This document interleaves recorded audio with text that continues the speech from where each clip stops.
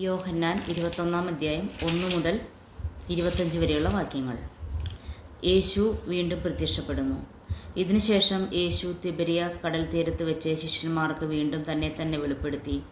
അവൻ വെളിപ്പെടുത്തിയത് ഇപ്രകാരമാണ്: ശിമയോൻ പത്രോസ്, ദിദിമോസ് എന്ന് വിളിക്കപ്പെടുന്ന തോമസ്,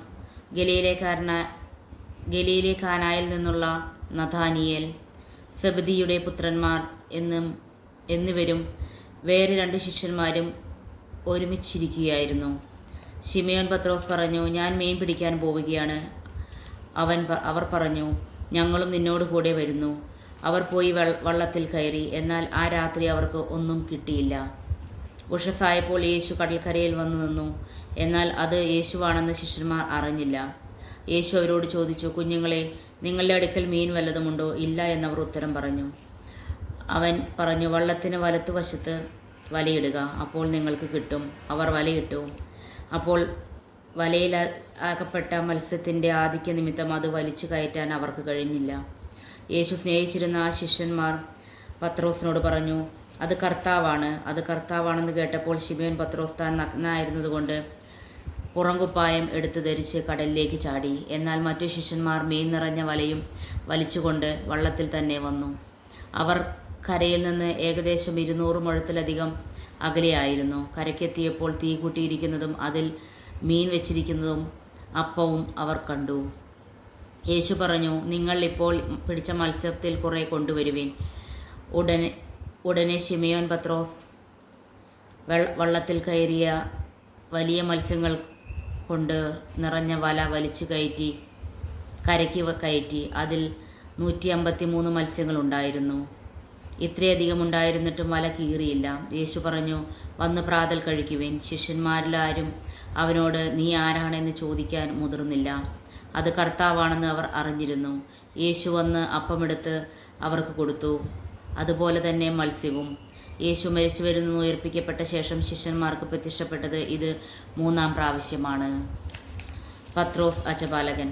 അവരുടെ പ്രാതൽ കഴിഞ്ഞപ്പോൾ യേശു ശിമയോൻ പത്രോസിനോട് ചോദിച്ചു, യോഹന്നാൻ്റെ പുത്രനായ ശിമയോനെ, നീ ഇവരേക്കാൾ അധികമായി എന്നെ സ്നേഹിക്കുന്നുവോ? അവൻ പറഞ്ഞു, ഉവ്വ് കർത്താവേ, ഞാൻ നിന്നെ സ്നേഹിക്കുന്നുവെന്ന് നീ അറിയുന്നുവല്ലോ. യേശു അവനോട് പറഞ്ഞു, എൻ്റെ ആടുകളെ മേയ്ക്കുക. 2-ാം പ്രാവശ്യവും അവൻ ചോദിച്ചു, യോഹന്നാൻ്റെ പുത്രനായ ശിമയോനെ, നീ എന്നെ സ്നേഹിക്കുന്നുവോ? അവൻ പറഞ്ഞു, ഉവ്വ് കർത്താവേ, ഞാൻ നിന്നെ സ്നേഹിക്കുന്നുവെന്ന് നീ അറിയുന്നുവല്ലോ. അവൻ പറഞ്ഞു, എൻ്റെ കുഞ്ഞാടുകളെ മേയ്ക്കുക. അവൻ 3-ാം പ്രാവശ്യവും അവനോട് ചോദിച്ചു, യോഹന്നാൻ്റെ പുത്രനായ ശിമയോനെ, നീ എന്നെ സ്നേഹിക്കുന്നുവോ?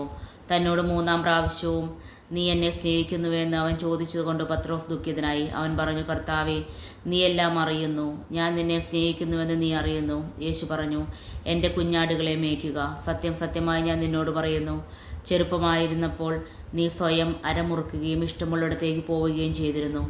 എന്നാൽ പ്രായമാകുമ്പോൾ നീ നിൻ്റെ കൈകൾ നീട്ടുകയും മറ്റൊരുവൻ നിൻ്റെ അരമുറുക്കുകയും നീ ആഗ്രഹിക്കുന്നിടത്തേക്ക് നിന്നെ കൊണ്ടുപോവുകയും ചെയ്യും.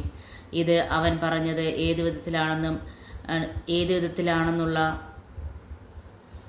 ഏതു വിധത്തിലുള്ള മരണത്താൽ പത്രോസ് ദൈവത്തെ മഹത്വപ്പെടുത്തും എന്ന് സൂചിപ്പിക്കാനാണ്.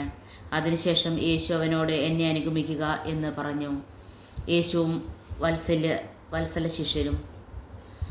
പത്രോസ് തിരിഞ്ഞു നോക്കിയപ്പോൾ യേശു സ്നേഹിച്ചിരുന്ന ആ ശിഷ്യൻ പിന്നാലെ വരുന്നത് കണ്ടു. ഇവനാണ് അത്താഴ സമയത്ത് യേശുവിനെ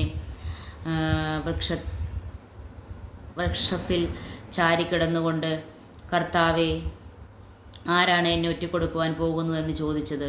അവനെ കണ്ടപ്പോൾ പത്രോസ് യേശുവിനോട് ചോദിച്ചു, കർത്താവേ, ഇവൻ്റെ കാര്യമെന്ത്? യേശു പറഞ്ഞു, ഞാൻ വരുന്നതുവരെ ഇവൻ ജീവിച്ചിരിക്കണമെന്നാണ് എൻ്റെ ഹിതമെങ്കിൽ നിനക്കെന്ത്? നീ എന്നെ അനുഗമിക്കുക. ആ ശിഷ്യൻ മരിക്കുകയല്ല എന്ന് ഒരു സംസാരം സഹോദരന്മാരുടെ ഇടയിൽ പരന്നു. എന്നാൽ അവൻ മരിക്കുകയില്ല എന്നല്ല യേശു പറഞ്ഞത്. പ്രത്യുത, ഞാൻ വരുന്നതുവരെ അവൻ ജീവിച്ചിരിക്കണമെന്നാണ് എൻ്റെ ഹിതമെങ്കിൽ നിനക്കെന്ത് എന്നാണ്.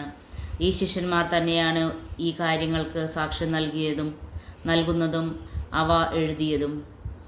അവൻ്റെ സാക്ഷ്യം സത്യമാണെന്ന് ഞങ്ങൾക്കറിയാം. യേശു ചെയ്ത മറ്റു പല കാര്യങ്ങളുമുണ്ട്. അതെല്ലാം എഴുതിയിരുന്നെങ്കിൽ ആ ഗ്രന്ഥങ്ങൾ ഉൾക്കൊള്ളാൻ ലോകത്തിന് തന്നെ സാധിക്കാതെ വരുമെന്നാണ് എനിക്ക് തോന്നുന്നത്. ദൈവമേ, സ്തുതിക്ക് യോഗ്യമാവുന്നു. ബാറയ്ക്കുമോ.